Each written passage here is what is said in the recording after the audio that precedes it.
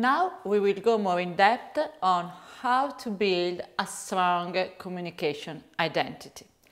Building a strong communication identity is necessary for brands that want to create a lifestyle. If all the messages coming out and going within the companies are consistent, this will help to reinforce the direction. On the contrary, if messages are not aligned, one will take away from the others. So it is fundamental that everyone within the communication department, but also specialists working outside the companies, is aligned to the same vision, the one of the company itself. Which are the key elements constituting a strong communication identity? The first is the concept, the one most important thing that as a company we want to communicate. Each company should be able to associate the brand personality to few keywords. The exercise I often suggest the companies to do is to identify the 3 adjectives that could synthesize what is the company promise. For example, Dolce & Gabbana is well known for 3 words. Those 3 words are Sicilianity, sensuality, sartoriality. So it's the place of origin, it's the Mediterranean approach, is to be sensual, that is to be sexy, but in a more subtle, sophisticated way, and it is sartoriality, that is about the product characteristics. Now, let's try to do the same exercise for the brands you're familiar with. Have they really associated with some key adjectives, or is it difficult for you to create this connection? Another example I want to give you is the one of another Italian brand. The name is Tod's. Tod's is well known for the moccasin with the so-called gommini, the rubber sole pointed with holes. These shoes is both comfortable and elegant because it is a loafer, therefore it is elegant, but then the sole is also sporty and therefore is suitable for people that have to move or want to stay comfortable. This product positioning is perfectly reflected into Tod's advertising campaign. Tod's is communicating the concept of an Italian touch, that is to be smart, to be somehow luxury, but in a very decontracted, casual way. And if you look at some famous Tod's communication campaigns, you will see that most of the time they portray a group of people dressed in an elegant manner, most of the time chatting around a table, enjoying an aperitivo, enjoying a cup of coffee, and the way they sit is always very relaxed. It's not too formal, it's not too tie up. So somehow the concept is delivered as well in the communication, not just in the product. Another great example of a great concept is Louis Vuitton. Louis Vuitton is speaking to us about the art of traveling. The company doesn't want to be associated just with a very identifiable logo. The companies want to conquer our share of art, not just our share of wallet, while speaking and connecting ourselves to values that are much more deeper. Now, take a couple of minutes and watch the Louis Vuitton video about core values that is called Where Will Life Take You?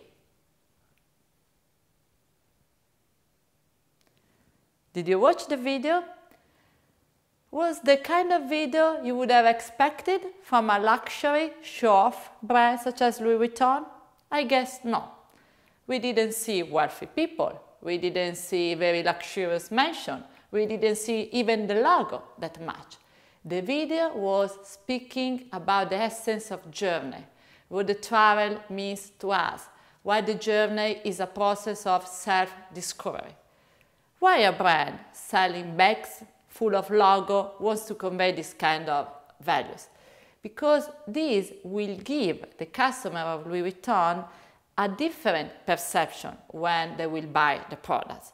You're not simply buying the very nice logo or the very well done stitch of the bag. You're buying a statement about who you are, the place you want to have in the world. So, successful brands are those that are able to convey strong concept in their communication. But the image identity is not only based on what we say. It is also very important the how we say the things, the way the brand speaks to the audience. This is called as tone of voice. So as a brand, we may decide to be a little more informative, rational in the way we present ourselves. We may have a more chatty, leisure, ironic tone of voice. We can be more emotional. This is, generally speaking, a combination from the images we select, the text, if any, the headline, and as well, very importantly, in fashion, the attitude of the models themselves.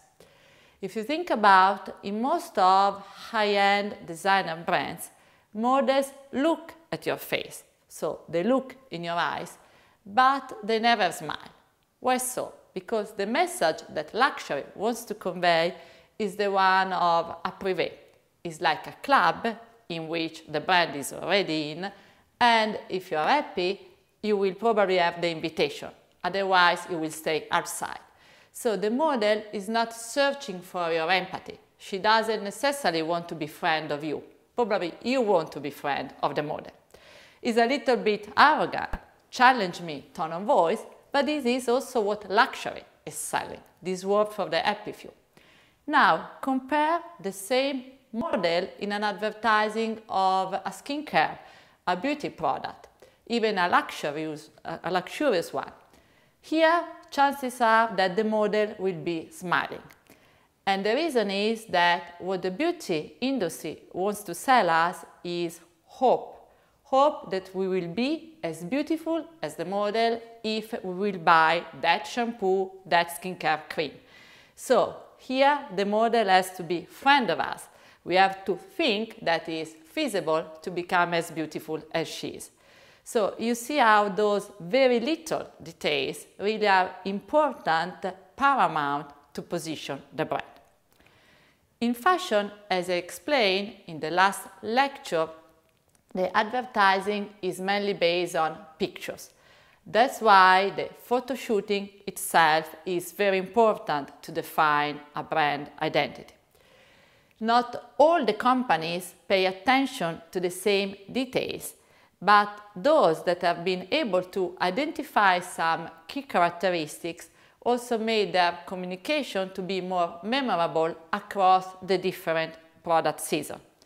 For example, there are some brands that associate themselves to images that are mainly in vivid colors of black and white. If I think about Emporio Armani or Armani jeans, most of their advertisement campaigns are black and white. So if I see, together with many different pictures, a black and white one, I immediately connect myself to the identity and the world of sophistication of Armani. The choice of model is also key. Some brands have associated themselves to very curvy women, like Dolce & Gabbana or the Guess Pin-Up. Others to different typologies of models, like the mother and daughter of the French brand Comptoir de Cotonnier or the couples of the other French brand, the Couple. We immediately associate that specific image to the brand when we see this kind of situation. Also, the location is very important in order to convey some specific values. Most of high-end designers, but as well retailers willing to imitate the same cause, such as Zara, decide to go for a studio. While the studio, because in the studio you have a neutral background and the product is king, is really protagonist.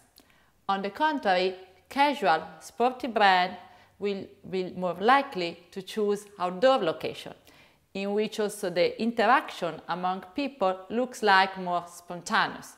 Here the message they want to convey is come as you are. So far we spoke about the creativity, the message, but the media as important as the message. Indeed, the media helps to position the message in a specific way. That's why for fashion companies it's so important to select glossy magazine. The same advertising in a magazine with a different quality of paper or with different quality of the stories of the other brands that are in the magazine itself will have a completely different perception. So it is important to select magazine not for the quantity, the numbers of the readership they have, but for the quality, the affinity of the readers with the work that the brands want to project. And in magazine, what the companies want is to have pages they pay for that are advertising, but as well a space in the editorials. I don't know if you are familiar with what editorials are, but they are very important for fashion. Generally speaking, in every magazine you have pages that are positioned at the center of the magazine in which the fashion editors describe what are the new trends, putting together brands belonging to different companies. To be selected for those editorials is a sign that the company is really fashionable, is an endorsement that is given by the magazine itself. And that's why this is what the PR press office of the companies are always searching as a measurement of their effectiveness. Together with glossy magazines, there are other media that are more and more important. Billboards, windows that are like having a billboard 365 days in the street, and generally speaking, the new media. Fashion companies are more and more communicating to videos, social medias, bloggers, fashion bloggers. How the digital media have revolutionized the communication landscape is the topic that we are going to address in the next week.